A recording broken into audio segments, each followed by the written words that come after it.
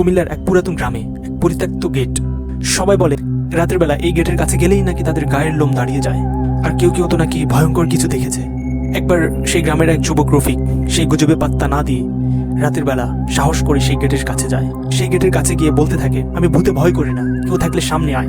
ঠিক তখনই বাতাস বইতে শুরু করলো এবং গাছের পাতাগুলো এমনভাবে কাঁপা শুরু করলো যেন ঝড় উঠেছে।